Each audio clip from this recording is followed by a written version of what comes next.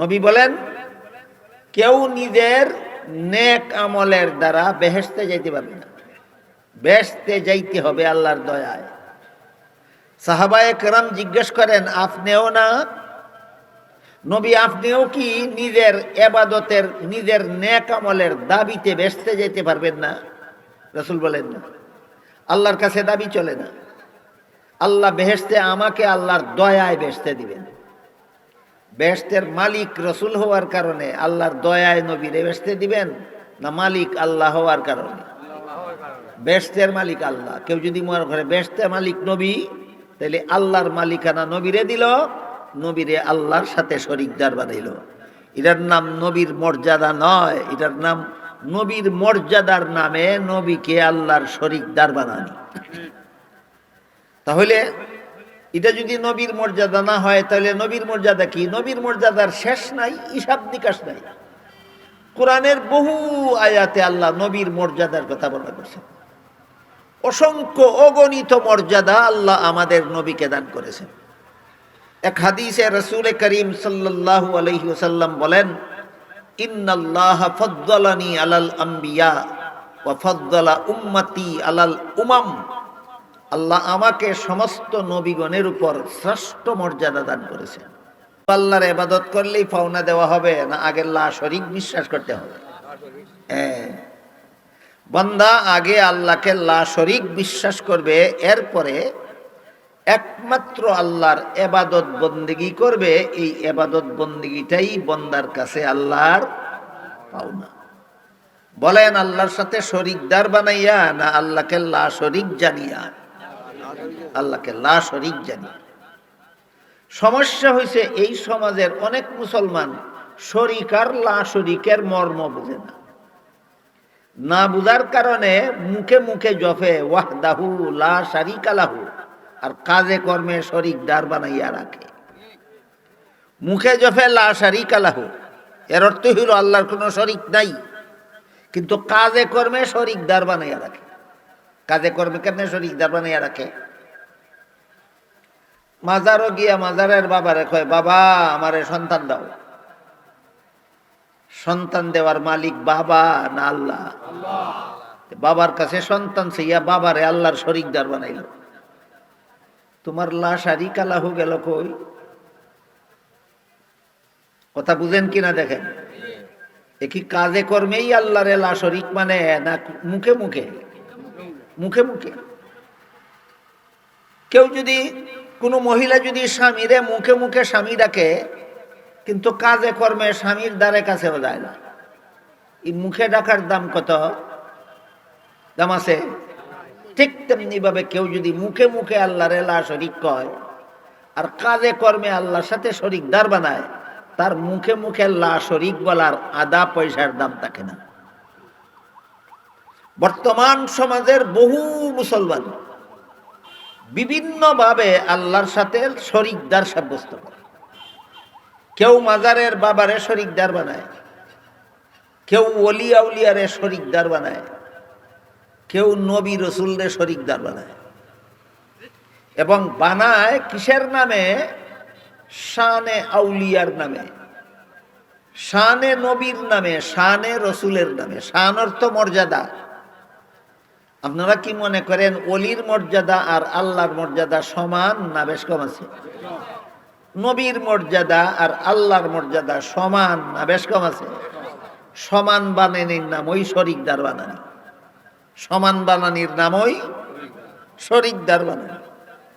কেউ যদি মনে করে আমার পীর আমাকে সন্তান দিতে পারে, পীররে আল্লাহর শরীকদার বানাইল। কারণ সন্তান দেওয়ার ক্ষমতা আল্লাহ ছাড়া কারো নাই। সন্তান দেওয়ার ক্ষমতা আল্লাহ ছাড়া কারো নাই। পীররে যদি মনে করে পীরে সন্তান দিতে পারে, তাহলে কার শরীকদার বানাইলো? পীররে আল্লাহর শরীকদার বানাইলো। লা শারীকা লাহু ঠিক রইল না বাতিল হয়ে গেল। কেউ যদি মনে করে নবী বেহেশতের মালিক, নবী বেহেশতের মালিক, আল্লাহ বলেন নবী বেহেশতের মালিক না।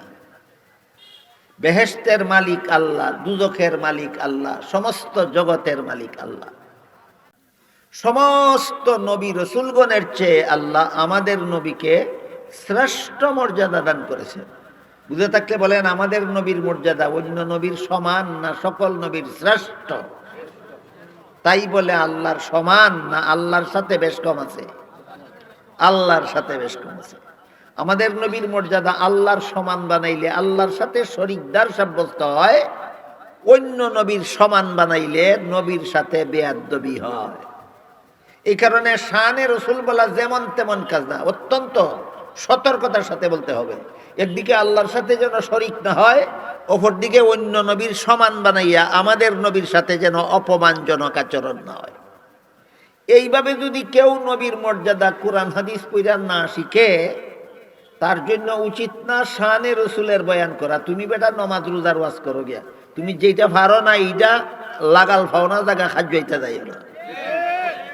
তুমি আগে শিখো নবীর মর্যাদা কারে কয়। আল্লাহ পাক রব্বুল আলামিন পবিত্র কোরআনের বহু আয়াতে আমাদের নবীর এমন সব মর্যাদার আলোচনা করেছেন যার দ্বারা আল্লাহরও সমান সাব্যস্ত হয় না, অন্য নবীরও সমান সাব্যস্ত হয় না, সকল নবীর ঊর্ধ্বে সাব্যস্ত হয়, শুধু আল্লাহর নিচে সাব্যস্ত হয়। এটা হইল আমাদের নবীর মর্যাদার স্টেজ। যেমন মেরাজের রাত্রে আল্লাহ আমাদের নবীকে যখন জিবরিল ফিরিস্তাকে পাঠাইয়া বাইতুল মুকাদ্দাসে নিয়ে গেলেন, সমস্ত নবী রসুলগণকেও আল্লাহ আমাদের নবীর মেরাজের রাত্রে বাইতুল মুকাদ্দাসে একত্র করে দিলেন। আল্লাহ হুকুম দিলেন সমস্ত নবী রসুলগণকে 2 রাকাত নামাজ পড়ুন জামাতের সাথে। সমস্ত নবী রসুলগণ কাতারবন্দি হয়ে দাঁড়ালেন আল্লাহর হুকুমে, জামাতের সাথে 2 রাকাত নামাজ পড়বেন। দাঁড়াবার পরে ইমামতি কে করবে এটা নিয়ে একজনের মুখের দিকে আরেকজনে তাকান, আরেকজনের মুখের দিকে আরেকজনে তাকান, ইমামতিটা কে করবে? এই অবস্থায় জিবরিল ফিরিস্তা আল্লাহর হুকুমে আমাদের নবীকে ইমামতির মুসল্লায় দাঁড় করাইয়া দিয়া বললেন, হাতে ধরে নিয়ে বললেন, আজকের এই পয়গাম্বরী নমাজের জামাতের ব্যবস্থা আল্লাহ করেছেন সমস্ত নবীকে আপনার মুক্তাদি আর আপনাকে সমস্ত নবীর ইমাম বানাবার জন্য। তাহলে মেরাজের রাত্রে আল্লাহ এই নমাজের জামাতের ব্যবস্থা করিয়া সমস্ত নবীকে আমাদের নবীর মুক্তাদি বানাইয়া দিলেন, আর আমাদের নবীকে সকল নবীর। এবার বলেন, ইমাম মুক্তাদির মর্যাদা সমান না মুক্তাদির উপর ইমামের মর্যাদা শ্রেষ্ঠ? তাহলে এই ঘটনার দ্বারা সাব্যস্ত হইল আমাদের নবীর মর্যাদা অন্য নবীর সমান না সকল নবীর শ্রেষ্ঠ। এইভাবে কোরআনে হাদিসে আমাদের নবীর শ্রেষ্ঠ মর্যাদার বিবরণের শেষ নাই। কিন্তু আল্লাহর সাথে শরীকদার বানানির নাম শানে রসুল নয়। নবীকে মর্যাদা দিতে গিয়া আল্লাহর গুণে গুণান্বিত করা নবীর মর্যাদা নয়, বরং নবীর মর্যাদার নামে আল্লাহর সাথে শরীকদার সাব্যস্ত করা। এ মর্মে হাদিস শরীফে রাসূল করিম সাল্লাল্লাহু আলাইহি ওয়াসাল্লাম বলেন, লা তুত্রুনি কামা আত্রাতিন নাসারা ঈসা ইবনে মারইয়াম ফাইন্নী আব্দুল্লাহি ওয়া রাসূলুহু ওয়ালাকিন কুলু আব্দুল্লাহি ওয়া রাসূলুহু। এর অর্থ হলো, হে আমার উম্মত মুসলমানেরা, খ্রিস্টানেরা যেমন ভাবে তাদের নবীকে মর্যাদা দেওয়ার নামে আল্লাহর শরীকদার বানাইছিল, এই অপকর্মটা তোমরা করো না। আমারে মর্যাদা দেওয়ার নামে আল্লাহর শরীকদার বানাইও না। আল্লাহর মর্যাদা সর্বোচ্চ, আমার মর্যাদা আল্লাহর মর্যাদা সমান নয়।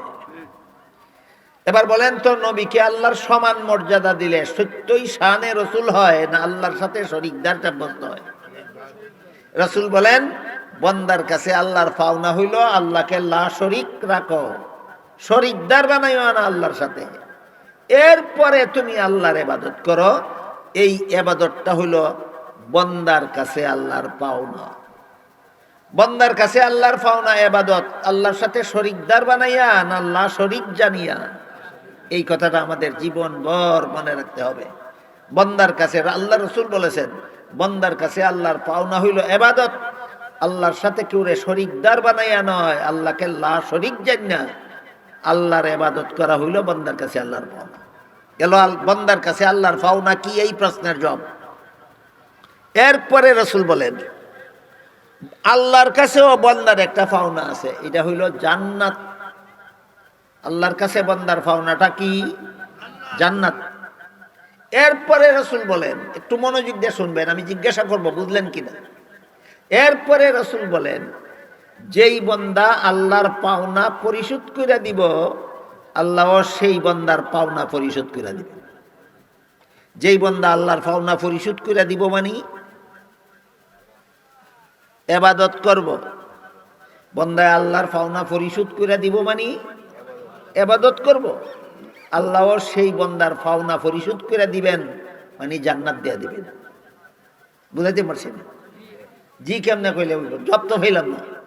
রাসূল বলেন, যেই বান্দা আল্লাহর পাওনা দিয়া দিব, আল্লাহ সেই বান্দার পাওনা দিয়া দিব।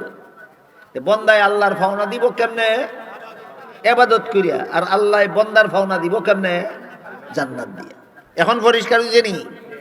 তাইলে আল্লাহ যে বলেন পাওনাদারের পাওনা আদায় করো, এর মধ্যে সর্বপ্রথম পাওনা হইল আমাদের কাছে আল্লাহর। বান্দার কাছে সর্বপ্রথম পাওনা কার? আল্লাহর। কি পাওনা? ইবাদত।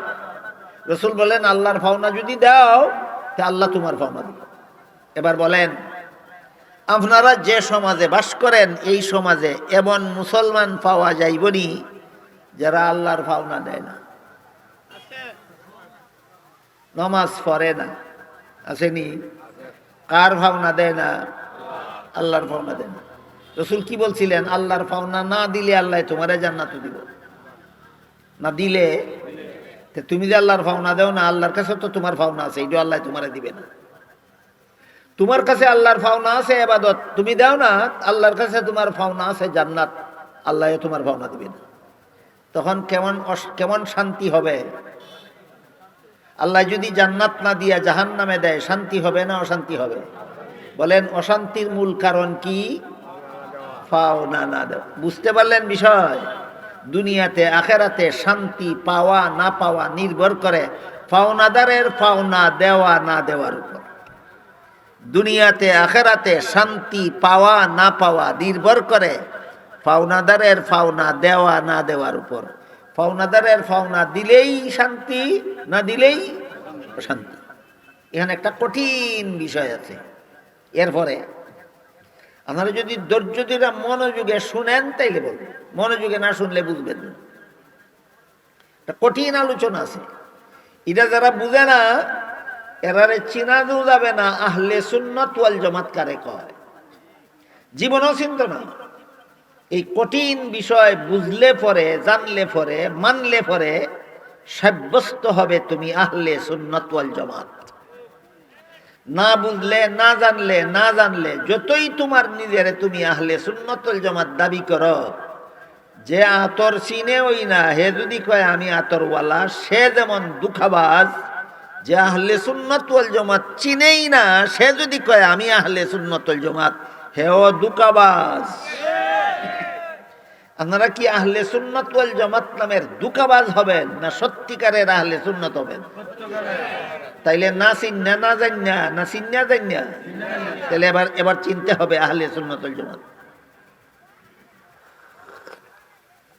হাদিসে রাসূল বলছেন, বান্দার কাছে আল্লাহর পাওনা ইবাদত, আর আল্লাহর কাছে বান্দার পাওনা জান্নাত। কিন্তু বান্দার কাছে যে আল্লাহর পাওনা ইবাদত, এই ইবাদতটা আল্লাহর পাওনাটা দিতে বান্দা বাধ্য। আল্লাহর পাওনাটা দিতে বান্দা বাধ্য। আল্লাহর পাওনা না দিলে বান্দার অপরাধ হবে, শাস্তিযোগ্য অপরাধ। কথা বুঝুন তো? কিন্তু আল্লাহর কাছে যে বান্দার পাওনা আছে জান্নাত, এটা আল্লাহ দিতে বাধ্য না। তুমি ইবাদত করলেও যদি আল্লাহ তোমার জান্নাত না দেন, তাহলে আল্লাহর বিন্দু মাত্র অপরাধ হবে না। এইটা একটা কঠিন কথা। আমার কাছে আল্লাহর পাওনাটা না দিলে আমার যদি অপরাধ হয়, তা আল্লাহর কাছে আমার যে পাওনা আছে সেইটা আমি, আল্লাহ আমার না দিলে আল্লাহর কেন অপরাধ হবে না? এইটা একটা কঠিন বিষয়। না জানলে, না বুঝলে, না মানলে আহলে সুন্নাত ওয়াল জামাত হওয়া যাবে না। সুতরাং আহলে সুন্নাত ওয়াল জামাত এটা দিল্লির লাড্ডু না, কিন্না গিল্লা লাইলেই হইয়া যায়। আহলে সুন্নাত ওয়াল জামাত একটা কঠিন বিষয়, বুঝে শুনে হতে হয়। আহলে সুন্নাত ওয়াল জামাত খুব সোজা ব্যাপার না, অনেক কঠিন ব্যাপার। বুঝে শূন্য আহলে সুন্নাত ওয়াল জামাত হতে হয়। তাই আমরা বোঝার চেষ্টা করব, আল্লাহর পাওনা ইবাদত আমি না দিলে আমার অপরাধ হবে কেন, আমার শাস্তি হবে কেন? আর আমার পাওনাও আছে আল্লাহর কাছে জান্নাত, ওইটা আল্লাহ না দিলে আল্লাহর কোনো অপরাধ হবে না কেন? পার্থক্যটা কোন জায়গায়? বন্দার পাওনায় আর আল্লাহর পাওনায় পার্থক্যটা কোন জায়গায়? এই পার্থক্য বুঝা না বুঝার উপর নির্ভর করে আপনি আহলে সুন্নাত ওয়াল জামাত হওয়া না হওয়া। পার্থক্য বুঝা মানলে আপনি আহলে সুন্নাত ওয়াল জামাত হইতে পারবেন, পার্থক্য না বুঝলে না মানলে আপনি আহলে সুন্নাত ওয়াল জামাত হতে পারবেন না। এবার বুঝার চেষ্টা করি, আমার কাছে বন্দার কাছে আল্লাহর যে পাওনা আছে ইবাদত, এটা বন্দা পরিশোধ করতে বাধ্য কেন? তার কারণ হইল ইবাদত করার আগের থেকেই বন্দা আল্লাহর কাছে ঋণী। ইবাদত করার আগের থেকেই বন্দা আল্লাহর কাছে ঋণী। তোমার সারা জীবনের ইবাদতের দ্বারা বেহেশত পাইবার যোগ্য হইবা দূরের কথা, আল্লাহর ঋণ ওই পরিশোধ হইত না। তোমার সারা জীবনের ইবাদতের দ্বারা তুমি বেহেশতের দাবি করবে দূরের কথা, আল্লাহর বকেয়া ঋণ ওই পরিশোধ হইত না।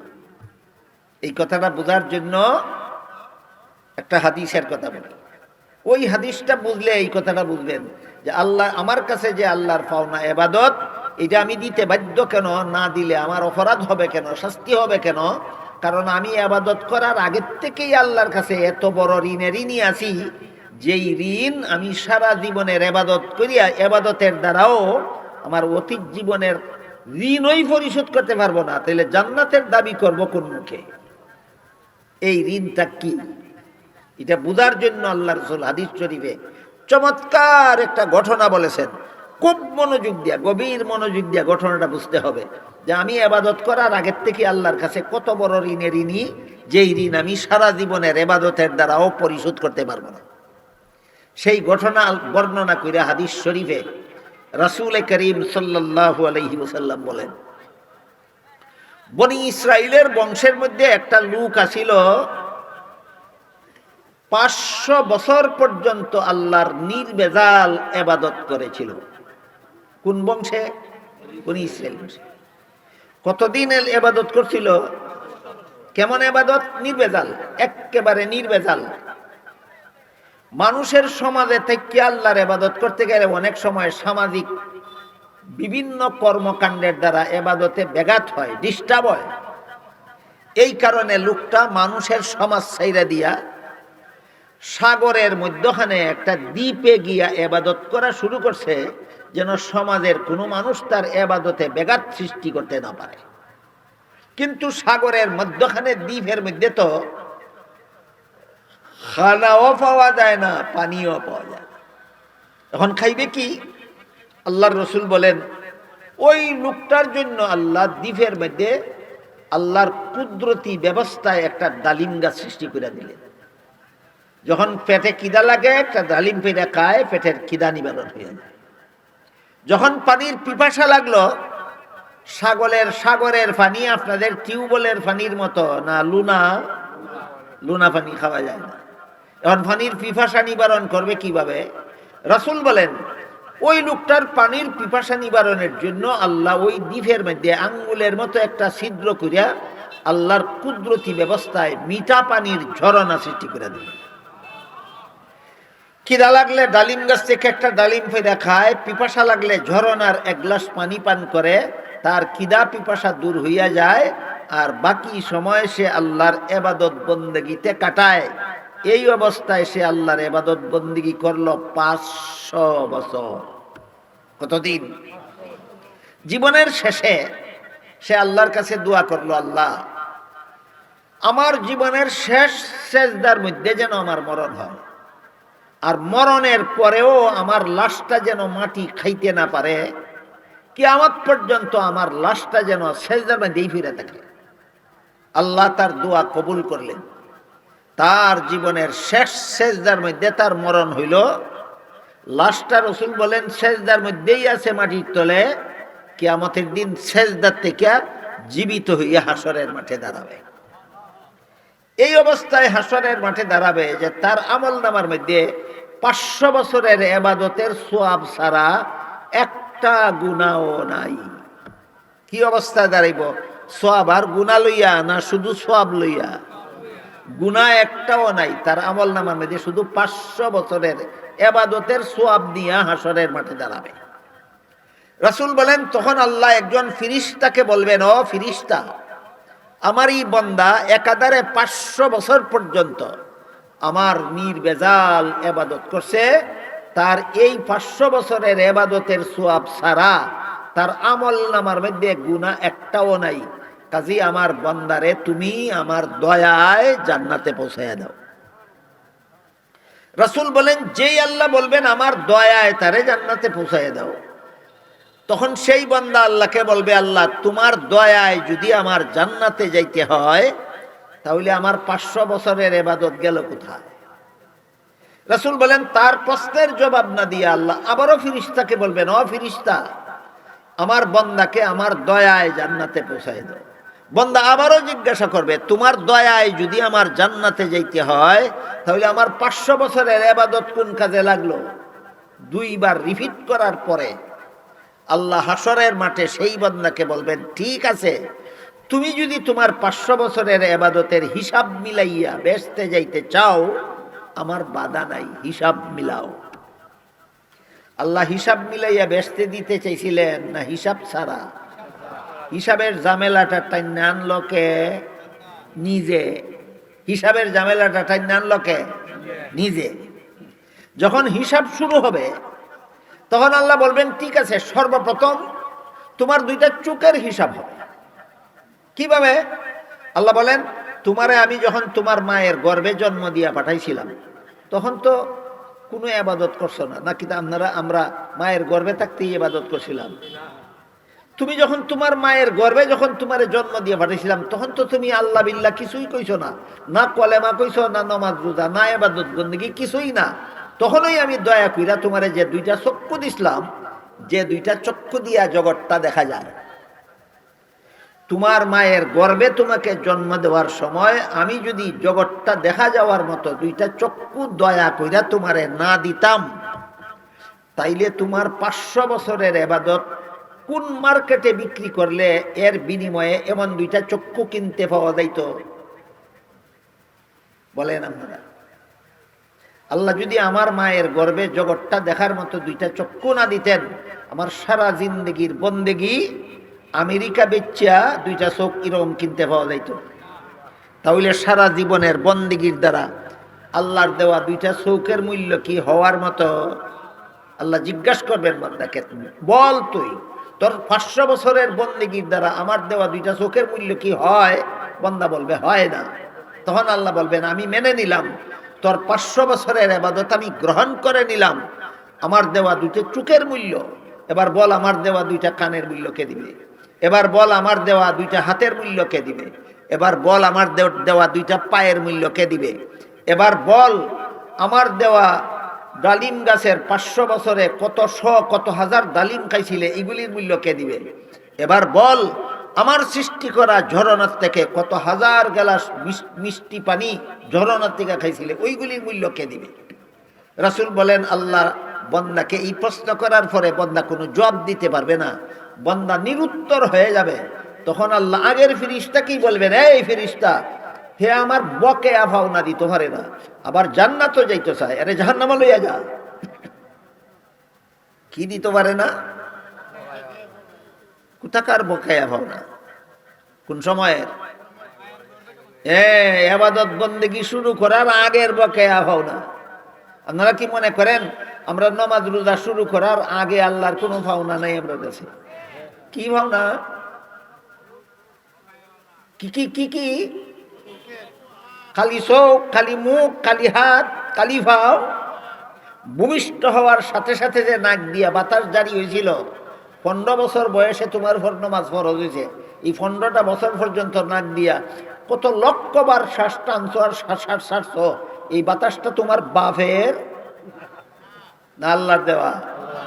5 মিনিট পর্যন্ত যে বাতাস টানছো আর ছাড়ছো, এটার মূল্য দিয়ে আদায় করো। পারবো কেউ? পারবে না। তাহলে আল্লাহর কি পরিমাণ ঋণে আমরা ঋণী আছি সারা জীবন ইবাদত বন্দেগী শুরু করার আগেই।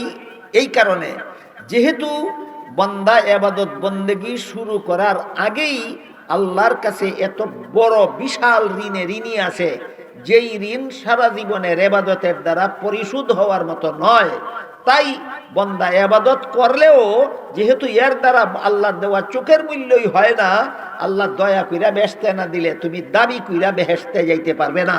এই কথা জানতে হবে, মানতে হবে, তা নাইলে আহলে সুন্নাত ওয়াল জামাত হওয়া যাবে না।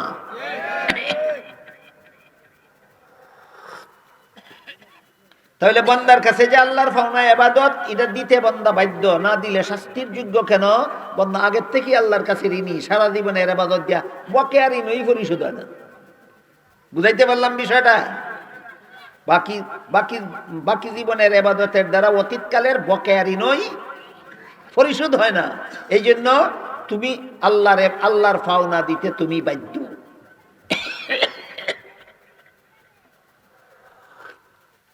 এখানে এসে কিছু বন্ড পীরেরা কয় এই কারণেই আমরা নামাজ রোজা করি না।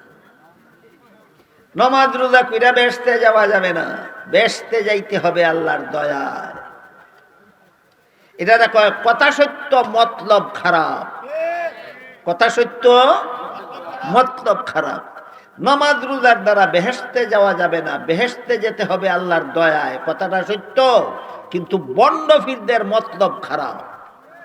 এবার আমরা বোঝার চেষ্টা করি বন্ড পীরদের মতলব খারাপ মতলবটা কি। বন্ড পীরেরা বুঝাতে চায় যে নামাজ রোজা ইবাদত বন্দেগী বন্দার কাছে আল্লাহর পাওনা হই না,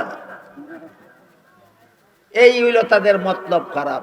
এতক্ষণ আমার কথা যারা শুনেছেন, বুঝেছেন, বলেন তো নামাজ রোজা ইবাদত বন্দেগী বন্দার কাছে আল্লাহর পাওনা বলছেন কিনা রাসূল? রাসূল বলছেন পাওনা। হে কয় পাওনা হই না, তুই বেঈমান। রাসূলের বিরুদ্ধে যারা কথা বলে এরা বেঈমান, আল্লাহর কোরআনের বিরুদ্ধে যারা কথা বলে তারা বেঈমান। এই জন্য বন্ড পীরেরা যে বেঈমান এতে কোনো সন্দেহ নাই। প্রশ্ন বাকি থাকে যে আমার নামাজ রোজা ইবাদত বন্দেগীর দ্বারা যদি বেহেশতে যাইতে নাই পারি, বেহেশতে যদি আল্লাহর দয়াই যাইতে হয়, তাহলে নামাজ রোজা ইবাদত বন্দেগী করি কেন? এই প্রশ্নের জবাব আল্লাহ কোরআনে দিয়েছেন। আল্লাহ বলেন ওয়াবতাগু ইলাইহিল ওয়াসিলা, বেহেশতে যেতে হবে আল্লাহর দয়ায়, আর আল্লাহর দয়া পাওয়ার জন্য তোমার ইবাদত বন্দেগী হবে উসিলা। আল্লাহর দয়া পাওয়ার জন্য তোমার নামাজ রোজা হবে বেহেশতের মূল্য, না আল্লাহর দয়া পাওয়ার উসিলা? এর একটা উদাহরণ দেখেন। বলেন তো আপনারা মানুষকে সন্তান দেওয়ার মালিক কে? আল্লাহ। তাইলে তো আমি বিয়া শাদী করবো কেন? সারা জীবন আল্লাহর কাছে বলবো আল্লাহ আমার একটা ছেলে সন্তান দাও। নিয়ম নাই। কি নাই? নিয়ম নাই। তুমি বিয়া শাদী করবে না, সন্তান দেওয়ার মালিক আল্লাহ, এই কারণে সন্তান তুমি ডাইরেক্ট আল্লাহর কাছে চাইবা। নিয়ম নাই, মালিক আমি আল্লাহ, কিন্তু বিয়া করাটা হবে তোমাকে সন্তান দেওয়ার উসিলা। সন্তান দেওয়ার মালিক আল্লাহ, আর বন্দার বিয়া হইল আল্লাহ সন্তান দেওয়ার উসিলা। ক্ষেত ফসল দেওয়ার মালিক আল্লাহ, কিন্তু গৃহস্থী হবে ফসল দেওয়ার উসিলা। রোগ মুক্তি দেওয়ার মালিক আল্লাহ, কিন্তু ঔষধ খাওয়া হবে আল্লাহ রোগ মুক্তি দেওয়ার উসিল্লা। বুঝেন কিনা? হ্যাঁ, রোগ মুক্তির বেলায় উসিল্লা হিসাবে ওষুধ খাওয়া লাগবো, এটা জানেও মানেও। ফসল পাওয়ার বেলায় গৃহস্থীর উসিলা করা লাগবে, এটা জানেও মানেও। সন্তান পাওয়ার বেলায় বিয়ার উসিলা করা লাগবে, এটা জানেও মানেও।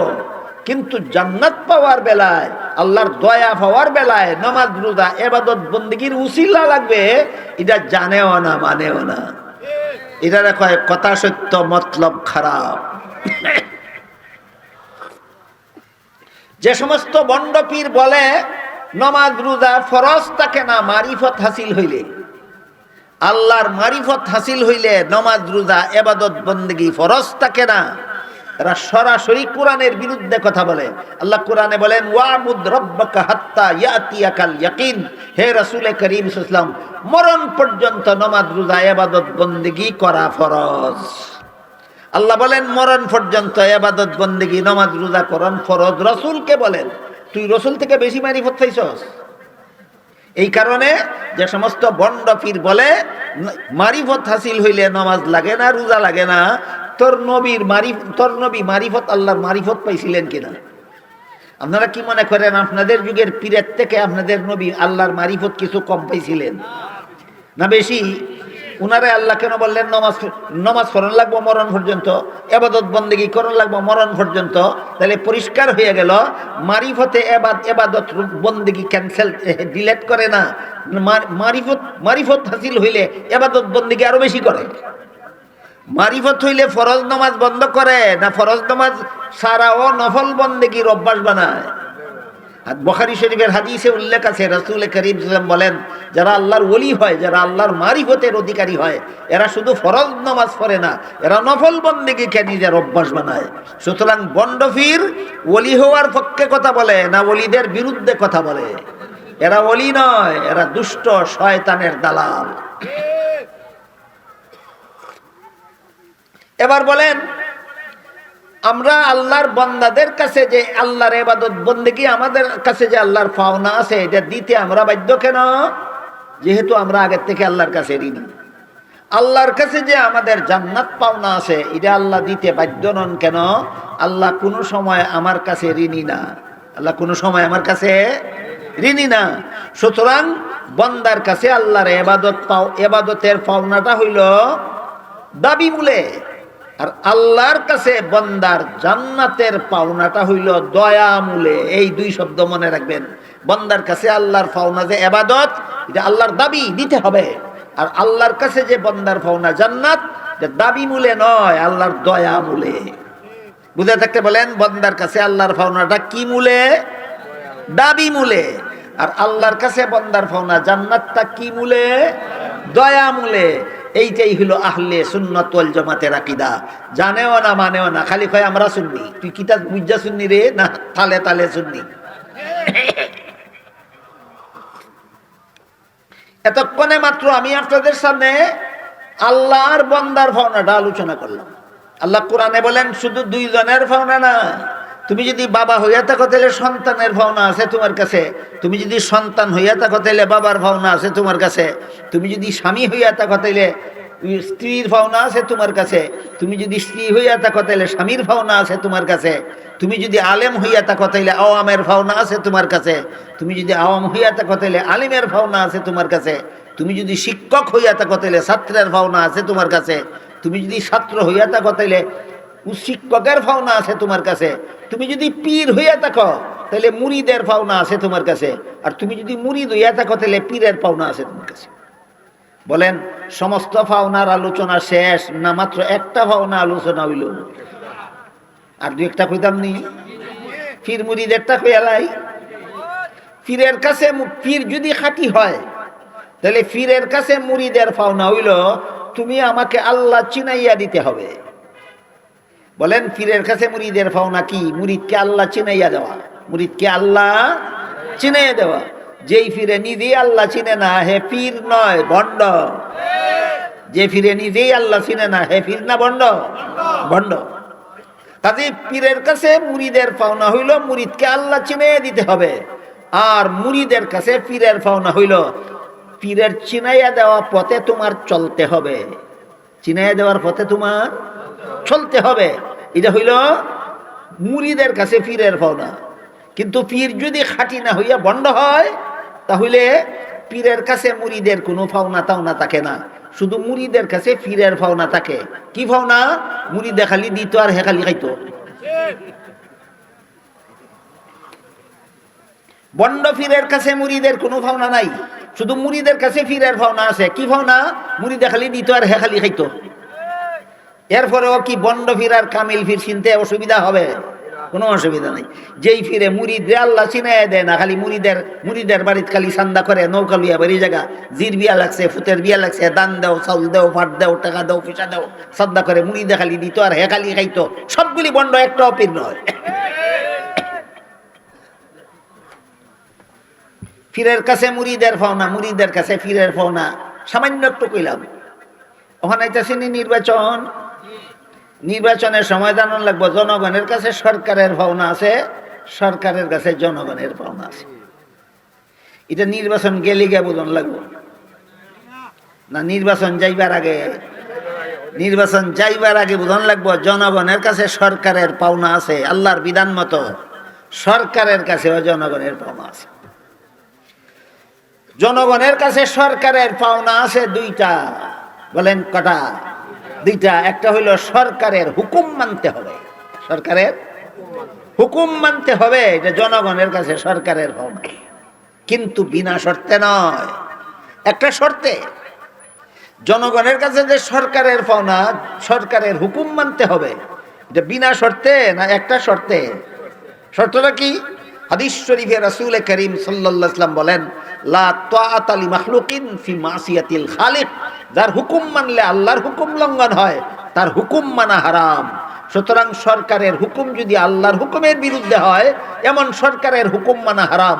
সরকারের হুকুম যদি আল্লাহর হুকুমের বিরুদ্ধে না হয়, তখন সরকারের হুকুম মানতে হবে, যে জনগণের কাছে সরকারের পাওনা। এক নম্বর পাওনা। স্মরণ থাকবো না ভুলে নেবেন? আপনার তো ভুলে নেবেন সন্দেহ করে। আমি অনেক পাওনা তাওনার আলোচনা আজকে বাদ দিয়া দিছি, খালি একটা দুইটা উদাহরণ স্বরূপ কইতাছি। জনগণের কাছে সরকারের পাওনা দুইটা। এক নম্বর, হুকুম মানতে হবে বিনা শর্তে, আল্লাহর হুকুমের বিরুদ্ধে না হওয়ার শর্তে। আল্লাহর হুকুমের বিরুদ্ধে না হওয়ার শর্তে। সুতরাং সরকার যদি হুকুম দেয় সুদ দাও, এই হুকুম পালন করা হারাম। সরকারি কর্মকর্তা যদি ঘুষ ছাড়া কাজ করে না, ঘুষ দাও তাইলে তোমার ফাইল বের করে দিব, এই হুকুম পালন করা হারাম। কথা বুঝতে পারছেন তো? জনগণের কাছে সরকারের এক নম্বর পাওনা হইল হুকুম মানতে হবে আল্লাহর হুকুমের বিরুদ্ধে না হওয়ার শর্তে। দুই নম্বর শর্ত হইল, দুই নম্বর পাওনা হইল জনগণের কাছে সরকারের, সরকার যদি জনকল্যাণমূলক কোনো কাজের পরিকল্পনা গ্রহণ করে, দেশের উন্নয়নমূলক কোনো কাজের পরিকল্পনা যদি সরকার গ্রহণ করে, তাহলে সরকারকে সহযোগিতা করতে হবে। এটাও জনগণের কাছে সরকারের পাওনা। কটা হইল? বলেন তো, এক নম্বরটা কি? হুকুম মানা। দুই নম্বরটা কি? সহযোগিতা করা। সরকারের হুকুম মানা, যে জনগণের কাছে সরকারের পাওনা, সরকারের ভালো কাজে সহযোগিতা করা, এটাও জনগণের কাছে সরকারের পাওনা। তাহলে জনগণের কাছে সরকারের পাওনা দুইটা, জীবনে কোনোদিন ভুলে যাবেন না। কিন্তু সরকারের কাছে জনগণের পাওনা আছে 6টা। কটা? সূরা নাহলের 90 নম্বর আয়াতে আল্লাহ কি বলেছেন? পাওনাদারের পাওনা দিও না যদি শান্তি চাও। না দাও? যে জনগণ সরকারের পাওনা দেয় না, জনগণের দোষে দেশে অশান্তি হবে। যে দেশের সরকারের জনগণের পাওনা দেয় না, সরকারের দোষে জনগণের অশান্তি হবে। পাওনা দেন না দিলেই অশান্তি, পাওনা না দিলেই অশান্তি। এই কারণে জনগণেরও জানা থাকতে হবে সরকারের আমার কি কি পাওনা আছে। আর যারা বুট চায় তারা জানতে হবে, তুমি যে বুট পাইয়া সরকার গঠন করবা, তোমার কাছে জনগণের কি কি পাওনা আছে জানোনি? যে বুট চায় যদি জানোই না তার কাছে সরকারের কাছে জনগণের কি পাওনা, তার বুট চাওয়া হালাল হবে না। বুট চাওয়া হালাল হবে না। তুই বেটা ফাঁস করলে কি কি পাওনা দিবে আগে পরিষ্কার কর। তোরে বুট দিলে তুই সরকার হইবে, সরকার এর জনগণের পাওনা কি কি দিবে জানোস নি আগে ক? তুই জানোসই না কি কি পাওনা দিবে, তুই বুট নিয়ে কি করবে? লুটতে খাইবে। এবার আমরা বুঝার চেষ্টা করি সরকারের কাছে জনগণের পাওনা কটা? 6টা। শুধু মুসলমান জনগণের নয়, হিন্দু, বৌদ্ধ, খ্রিস্টান, মুসলমান নির্বিশেষে যত ধর্মাবলম্বী দেশে বাস করে সমস্ত জনগণের পাওনা আছে সরকারের কাছে 6টা। আর যদি সরকার মুসলমান হয়, তাইলে এই মুসলমান সরকারের কাছে মুসলমান জনগণের 7 নম্বরে আলাদা পাওনা আছে আরেকটা। তাহলে মুসলমান জনগণের একটা পাওনা আলাদা আছে, আর মুসলমান ছাড়া সমস্ত জনগণের পাওনা আছে সরকারের কাছে 6টা। এখন বলেন, সমস্ত জনগণেরটা আগে কইতাম না মুসলমানের পাওনাটা আগে কইতাম? হ্যাঁ, মুসলমানেরটা আগে কই। মুসলমান জনগণের মুসলমান সরকারের কাছে 7 নম্বরে আলাদা একটা পাওনা আছে। সেটা হইল প্রত্যেকটা মুসলমানকে মুসলমানের মতো জীবনযাপনের ব্যবস্থা দিতে হবে। প্রত্যেকটা মুসলমানকে মুসলমানের মতো জীবনযাপনের ব্যবস্থা দিতে হবে। আর মুসলমানকে মুসলমানের মতো জীবনযাপনের প্রাথমিক ব্যবস্থা হইল প্রত্যেকটা মুসলমানের সন্তানকে 7 বৎসরের আগে নামাজ শিক্ষা দেওয়া, 10 বৎসর বয়সে পাক্কা নামাজি বানাইয়া দেওয়া সরকারের উপর ফরজ, সমস্ত মুসলমান মা বাবার পাওনা। বলেন, মুসলমান ছেলে মেয়েদেরকে 10 বৎসরের ভিতরে নামাজি বানাইয়া দেওয়া কার কাছে কার পাওনা? সরকারের কাছে, মুসলমান জনগণের পাওনা। অথচ বাংলাদেশ স্বাধীন হওয়ার পর থেকে যত সরকার গদিত গেছে, একটা সরকারেও প্রাইমারি স্কুলের ছেলে মেয়েরা পাঠশালা পাস করে 10 বছর বয়সে, এর ভিতরে নমাজি বানাইয়া দিব দূরের কথা, নমাজ শিক্ষা দেওয়ারও কোনো ব্যবস্থা করে না। এই সরকারের জন্য বুট ছাওয়া হারাম, বুট নেওয়া হারাম, গদিতে বসা হারাম, ফেরাউনের মতো গদি কামড় দিয়া দইরা রাখা হারাম। এ মুসলমান সরকার হইয়া মুসলমানের পাওনা আদায় করে না, প্রাইমারি স্কুলের মুসলমান ছেলে মেয়েদেরকে নমাজি বানাবার মতো সিলেবাস চালু করে না। এর বুট ছাওয়াও হারাম, বুট নেওয়াও হারাম, গদিতে বসাও হারাম, ফেরাউনের মতো কামড় দিয়া গদি দইরা রাখাও হারাম। কথা বুঝে আসছে কিনা? গেল মুসলমান সরকারের কাছে আলাদা পাওনা মুসলমানের একটা, আর যে কোনো সরকারের কাছে যে কোনো জনগণের পাওনা আছে কটা? 6টা। 1 নম্বর, সিরিয়াল বাই সিরিয়াল মনে রাখবেন, আগেরটা আগে পরেরটা পরে। সরকারের কাছে জনগণের 6 পাওনার মধ্যে 1 নম্বর পাওনা হইল খাদ্য ব্যবস্থা। দেশের একটা জনগণকে যেন খাদ্যের অভাবে উপবাস রাত কাটাতে না হয়, তার ব্যবস্থা করা সরকারের কাছে সমস্ত জনগণের পাওনা। কোন জনগণের একটা মানুষ যেন এক রাত্রি যেন উপবাস থাকতে না হয়, এই ব্যবস্থা করা কার কাছে কার পাওনা? সরকারের কাছে জনগণের পাওনা।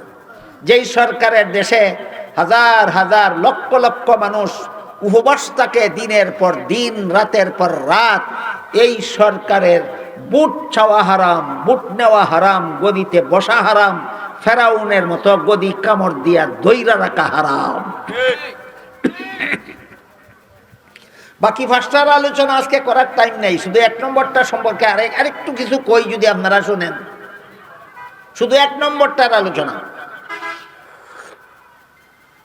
আমি আশা করি মুসলমান হিসাবে আপনারা সকলেই জানেন হযরত উমর ফারুক রাদিয়াল্লাহু আনহু রাসূলের দ্বিতীয় খলিফা ছিলেন। জানেন না কেউ? সবাই জানেন তো? উমর রাসূলের কত নম্বর খলিফা? দ্বিতীয় নম্বর খলিফা। খলিফা এটা কোরআন হাদিসের ভাষা, বর্তমান রাজনৈতিক ভাষায় প্রধান শাসনকর্তা। বর্তমান রাজনৈতিক ভাষায় খলিফা অর্থ প্রধান শাসনকর্তা। খলিফা উমর প্রধান শাসনকর্তা নিযুক্ত হওয়ার সাথে সাথে বেরিয়ে গেলেন আমার দেশের জনগণ খাইয়া ঘুমাইল না উপবাসী ঘুমাইল তদন্ত করার জন্য। খলিফা নিযুক্ত হওয়ার সাথে সাথে খাইয়া ঘুমাইল না না খাইয়া ঘুমাইল তদন্ত করার জন্য বাইর হয়ে গেলেন। কেন? কারণ সরকারের কাছে এটা 1 নম্বরের পাওনা। বুঝাচ্ছেনি কথা? বুঝতে পারছেন নি কথা? সরকারের কাছে খাদ্য ব্যবস্থা জনগণের কত নম্বর পাওনা? 1 নম্বর পাওনা। ঘোরাফেরা করতে করতে করতে করতে গিয়া দেখেন একটা বাড়িতে একটা বিধবা মহিলা, তার কতগুলি এতিম বাচ্চা খাওয়ার জন্য কাঁদতেছে, ঘরে খানা নাই। খলিফা ওমর বিধবা মহিলারে জিজ্ঞাসা করলেন, কে তুমি? কেন তোমার বাচ্চারা কান্দে বলো? এই মহিলা খলিফা ওমরকে আর কোনোদিন দেখছে না, এই কারণে চিন্তা করছে নাই নিজে খলিফা ওমর। কয়, তুমি একজন মুসাফির মানুষ আইছো, আমি আমার বাচ্চারা কান্দে কেন খবর নিবার লাগি? তুমি তো এই দেশের খলিফা না, উনছি উমর বলে খলিফা হইছে, হের উপরে ফরজ আমার বাচ্চায় কেন কান্দাইয়া খবর লইত। হে যখন আইছে না, সাব্যস্ত হইল উমর দেশের শাসনকর্তা হওয়ার যোগ্য নয়। আমার এতিম বাচ্চা খানার অভাবে, আমার স্বামী মারা গেছে, উপার্জন করার কেউ নাই আমার পরিবারে, এই জন্য খানার অভাবে পেটের খিদায় আমার এতিম বাচ্চা কাঁদতেছে। উমরের উপর ফরজ ছিল খবর নিয়া সরকারি তহবিল থেকে খানার ব্যবস্থা করত। উমরে তার ফরজ আদায় করছে না। এই উমর এই দেশের শাসনকর্তা হওয়ার যোগ্য নয়। তোমার মতো মুসাফির আইছো আমার এতিম বাচ্চার খবর নেওয়ার জন্য, তুমি এই দেশের প্রেসিডেন্ট হওয়ার যোগ্য। খলিফা উমর বিধবা মহিলার মুখে এই কথা শুনিয়া আর কোনো কথা না কইয়া গুলাম রেলইয়া সরকারি খাদ্য গুদামে ঢুকলেন। ঢুকে বললেন, সরকারি গুদামের আটার বস্তা আমার গারো উঠাইয়া দে। প্রেসিডেন্টে গুলাম রে কয়, আটার বস্তা আমার গারো উঠাইয়া দে। গুলামে কয়, আমার মতো গুলাম আপনার সাথে থাকা অবস্থায় এই দেশের প্রধান শাসনকর্তার গারে আটার বস্তা উঠাইয়া দিব, এটা কেমন কথা? খলিফা ওমর বললেন, এই বেটা গুলাম, কাল হাসরের মাঠে আল্লাহ যখন জিজ্ঞাসা করবেন, যেই দেশের শাসনকর্তা উমর ছিল, সেই দেশের একটা বিধবা মহিলার এতিম বাচ্চা উপবাসী ছিল কেন এক রাত্রে, জবাব তুই দিবে? গোলাম কয়, না হুজুর, এত বড় কঠিন প্রশ্নের জবাব আমি কেমনে দেব? তখন খলিফা উমর বলেন, তাইলে বোঝা গেল দায়িত্বটা তোর না, দায়িত্বটা আমার। আমার দায়িত্বটা আমাকে পালন করতে দে। বাধ্য হইয়া গুলাম আটার বস্তা খলিফা উমরের গাড়ি উঠাইয়া দিল। উমর আটার বস্তা গাড়ি কইরা লেবারের মতো চললেন বিধবার বাড়িতে, আর গুলাম খালি হাতে নবাবের মতো চলল খলিফা উমরের সাথে সাথে। বাড়িতে গিয়ে আটা খুলাইলেন, রুটি তৈরি করাইলেন, শেখাইলেন, বাচ্চাদের খাওয়াইয়া তাদের মুখে হাসি ফুটাইয়া ফিরার সময় বিধবা মহিলাকে বলে গেলেন, আগামীকাল সকালে অফিস টাইমে খলিফা উমরের অফিসে যাইও, বিচার হবে খলিফা উমর কেন তোমার এতিম বাচ্চাদের খাওয়ার ব্যবস্থা করলো না। কথা বুঝতে পারতেছেন? এই মুসাফির লোকটার কাছে বিচার দিছেন আগে, যে তোমার মতো মুসাফির এই দেশের প্রেসিডেন্ট হওয়া দরকার ছিল, উমর অযোগ্য। তাই বিদায়ের সময় উমর বলে গেলেন, আমি মুসাফির লোকটা তোমার এতিম বাচ্চাদের খাওয়ার ব্যবস্থা করলাম, এটা দায়িত্ব ছিল উমরের, উমরে কেন করলো না তার বিচার হবে আগামীকাল অফিসের টাইমে, তুমি যাইও। পরের দিন অফিস টাইমে গিয়া দেখে গত রাত্রে যে মুসাফির বেটার কাছে খলিফা উমরের দুষ কইছিল, এটা ওই খলিফা উমর। বুঝছেন নি কাহিনীটা আপনারা? খলিফা উমর খাদ্যমন্ত্রীরে অর্ডার দিলেন, এই বিধবা মহিলার এতিম বাচ্চারা যতদিন পর্যন্ত রুজি কইরা নিজেরার খাদ্য নিজেরা জোগাড় করতে না পারবে, ততদিন পর্যন্ত সরকারি গুদাম থেকে এদেরকে বিনা চাকুরিতে ভাতা দিয়া লালন পালন করা সরকারের দায়িত্ব। মঞ্জুর করে দেব। খলিফা উমরের গঠন থেকে আমরা কি বুঝলাম? সরকারের কাছে জনগণের 6 পাওনার মধ্যে 1 নম্বরটা কি? খাদ্য ব্যবস্থা। খাদ্য ব্যবস্থা যদি সরকারি তহবিলে যে পরিমাণ সম্পদ আছে, এর 10 ভাগের 1 ভাগও যদি বন্টন করা হয়, বাংলাদেশে একটা মানুষ উপবাসী থাকবে না। কিন্তু 10 ভাগের 11 ভাগই লুচ্চা বিদেশ লইয়া যায়, কাজেই দেশের মানুষ না খাইয়া মরণ ছাড়া কোনো পথ নাই। শান্তি না অশান্তি? কার পাওনা না দেওয়ার কারণে? সরকারে জনগণের পাওনা না দেওয়ার কারণে দেশে অশান্তি। বুঝলেন কিনা? দুনিয়া আখেরাতে শান্তি কেমনে, অশান্তি কেমনে? পাওনাদারের পাওনা দিলেই শান্তি, না দিলেই অশান্তি। আল্লাহ আপনাদের আমাদের সবাইকে পাওনাদারকে চিনে চিনে তাদের পাওনা আদায় করিয়া দুনিয়া আখেরাতে শান্তি লাভ করার তৌফিক দান করুন। সবাই বলুন আমিন। সুবহান রাব্বিকা রাব্বিল ইজ্জাতি আম্মা ইয়াসিফুন ওয়া সালামুন আলাল মুরসালিন আলহামদুলিল্লাহি রাব্বিল আলামিন।